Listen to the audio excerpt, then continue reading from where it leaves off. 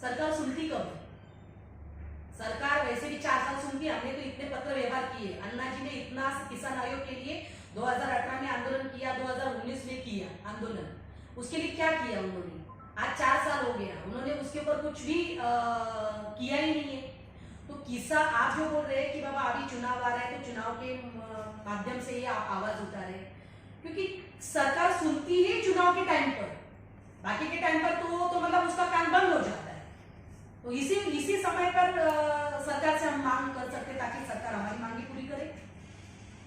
और रही बात आप जो बोल रहे हैं कि अरविंद केजरीवाल, देखिए किसी को चेक करने की मशीन होती नहीं है।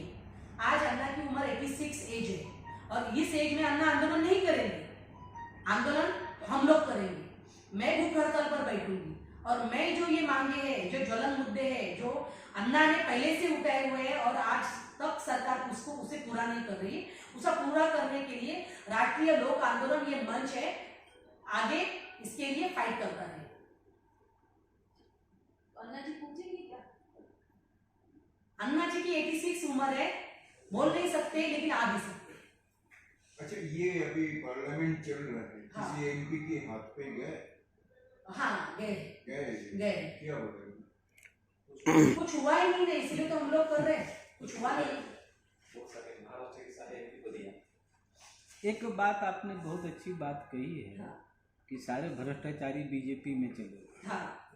इस मामले को हाँ, मेरी बात पूरी नहीं, इस मामले को पूरा जोर शोर से उठाइए कि जो बीजेपी कहती है भ्रष्टाचार के खिलाफ मैं लड़ रही हूँ, लेकिन सारे दलों का तो भ्रष्टाचारियों को उन्होंने धरना दे रहे हैं हम लोग। मेरा ये कहना है कि आज कांग्रेस में भ्रष्टाचार हुआ है, बराबर है, कांग्रेस में भ्रष्टाचार हुआ है तो कांग्रेस के सारे लीडर आज बीजेपी में चले गए, तो मोदी सरकार ने तो उनको संरक्षण ही दे दिया ना।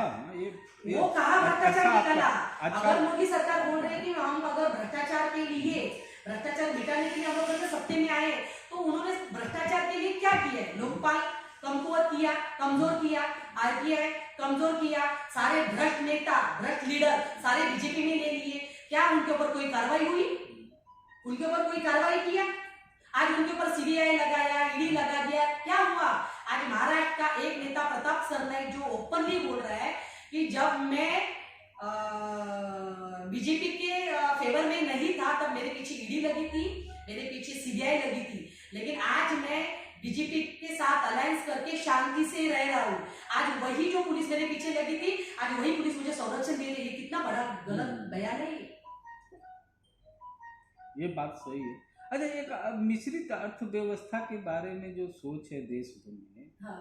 वो थोड़ी सी सोच जो है यहाँ पर रुक जाता है। मिश्रित अर्थव्यवस्था जिसके अंदर में होता है सरकारी अधिकारी, हाँ। सरकारी अधिकारी और कर्मचारी तो बिना पैसे लिए कोई काम करता नहीं है, तो मिश्रित अर्थव्यवस्था से जो आम जनता को फायदा होना चाहिए वो भी नहीं होता। एक कोई भी जो मिश्रित अर्थव्यवस्था कही, अब डीटीसी यहाँ बस चलती है, डीटीसी बस में अरविंद केजरीवाल ने 10,000 जो है बाउंसर नियुक्त किया है। बाउंसर का काम क्या है कि यात्रियों की सुरक्षा करना और बस स्टॉप पर रुक रही है कि नहीं रुक रही है वो रुकवाना, नहीं रुक रही है तो अपने रिपोर्ट में शामिल करना। आरटीआई से कोई भी सूचना मांगे, कोई भी बाउंसर न तो यात्रियों की सुरक्षा करता है न ड्राइवर को कहता है कि तुम स्टॉप पर रुको। 10 बजे रात के बाद कोई बसें जो है ना स्टॉप पर नहीं रुकती, पब्लिक को नहीं उठाती और पब्लिक को चढ़ने से पहले जो है वो गाड़ी स्टार्ट कर देता है और बाउंसर कुछ नहीं करता। तो उसका फायदा क्या है? वो डीटीसी जो है, डीटीसी जो है मिश्रित अर्थव्यवस्था की ही देन है। ये भी तो एक भ्रष्टाचार है। हाँ, ये भी भ्रष्टाचार है। हाँ, भ्रष्टाचार है। तो सरकारी जो मिश्रित अर्थव्यवस्था की जो सिस्टम अभी देश में है, वो सिस्टम जो है जन समर्थक नहीं है, जन विरोधी है। क्योंकि डीटीसी जैसे जो है ना, एक उदाहरण मैं दे रहा हूँ कि डीटीसी पर कौन चढ़ता है? हम लोग जैसे गरीब आदमी चढ़ते हैं, हाँ, हम लोग जैसे व्यक्ति चढ़ते हैं। बड़े लोग तो चढ़ते नहीं, बड़े लोग तो गाड़ी पर चढ़ते हैं। जब वही हमारे लिए जो है रात में व्यवस्था नहीं है, दिन में व्यवस्था नहीं है, वो गाड़ी कब चला देता है, वो कुछ व्यवस्था नहीं, तो ये मतलब कि सोचने की जरूरत है कि मिश्रित अर्थव्यवस्था जो आप नेहरू जी कह रही हैं, इस मिश्रित अर्थव्यवस्था में भी जो है सुधार होने की जरूरत है। मिश्रित व्यवस्था की सुधार होने की जरूरत तो है ही है, लेकिन जो आधारभूत संरचना है वो तो सरकार के स्वामित्व में ही रहनी चाहिए, वो किसी प्राइवेट लोगों के हाथ में नहीं जाना चाहिए, क्योंकि इससे राजनीतिक दल आरटीआई के दायरे में आना चाहिए। तीसरी मांग हमारी ये है कि राष्ट्रीय मुद्रीकरण, ये जो नीति है इसको समाप्त होना चाहिए। इसलिए समाप्त होना चाहिए क्योंकि ये राष्ट्रीय मुद्रीकरण केंद्र सरकार कहती है कि ये जो है हम लोग लीज पर दे रहे 4 साल के लिए। 4 साल में उन्होंने कंडीशन भी रखी है 25 साल तक उसको एक्सटेंशन करेंगे। जो आधारभूत संरचना है जैसे कि कोयला है, खदान है, रोड है, पेट्रोल है, जितनी भी पायाभूत सुविधा है, मतलब आधारभूत संरचना है, मुझे लगता है कि मुझे ही नहीं सब समाज, ये जो आधारभूत संरचना है ये समाज के स्वामित्व में ही रहनी चाहिए, ना कि किसी प्राइवेट वाले के हाथ में जानी चाहिए। इससे क्या होगा, ये राष्ट्रीय मुद्रीकरण जो नीति है ये भी एक भ्रष्टाचार का सबसे बड़ा रास्ता है। इस कारण इससे ये होगा कि कोई एक काम देगा दूसरा दान देगा, यही चलता रहेगा। एक काम देगा दूसरा चंदा देता रहेगा और इसी पे युगों युगों तक यही चलता रहेगा। जैसे कि अभी पंडित जवाहरलाल नेहरू ने जो मिश्र व्यवस्था लाई थी, मुझे लगता है कि वो वैसे ही रहनी चाहिए, उसमें बदलाव नहीं होना चाहिए। हमारा तीसरा जो मुद्दा है महंगाई, जो जीवन आवश्यक वस्तुएं है, जैसे कि गांधी जी ने नमक के ऊपर इतना बड़ा आंदोलन जो खड़ा किया था, आज नमक के ऊपर कोई बोल ही नहीं रहा है, नमक के ऊपर भी जीएसटी लगा दिया है। तो मेरा ये कहना है कि जीवन आवश्यक वस्तुएं है उस पर का जो जीएसटी है उसका स्लैब हटा देना चाहिए और पेट्रोल, डीजल, प्राकृतिक गैस इसको जीएसटी के दायरे में लाना चाहिए और इसकी कीमतें कम करना चाहिए। पांचवा मुद्दा हमारा है कि किसान आयोग को स्वायत्तता मिलनी चाहिए और एमएसपी कानून लागू होना चाहिए।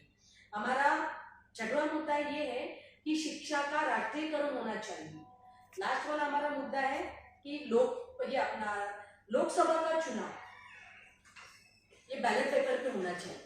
इससे ये पता चलेगा कि दूध का दूध और पानी का पानी, क्योंकि लोकसभा का चुनाव अगर बैलेट पेपर पे हो जाता है तो लोगों के लिए ये ट्रांसपेरेंसी रहेगी कि बाबा हम किसको मत दे रहे हैं, हमें पता होना चाहिए। क्योंकि ईवीएम में क्या है, जैसे कि अभी अमेरिका सरकार ने जो ईवीएम वोटिंग होने के बाद उसको कोडिंग होती है, कोडिंग होने के बाद अमेरिका ने उसको डिकोडिंग भी कर दिया, मतलब कोडिंग होती है उसको डिकोडिंग भी हो सकता है। यान हमारा चंद्र के ऊपर जो यान जाता है, अगर वो ऊपर खराब हुआ हो यान है, तो हम लोग नीचे रह के हम लोग उसको रिपेयर कर सकते हैं। तो ये तो ईवीएम मशीन है, उसमें कुछ छेड़छाड़ नहीं हो सकती। हम ईवीएम हटाने की बात नहीं कर रहे, हम एक ही बात कर रहे हैं कि लोकसभा का चुनाव ये बैलेट पेपर पे होना चाहिए।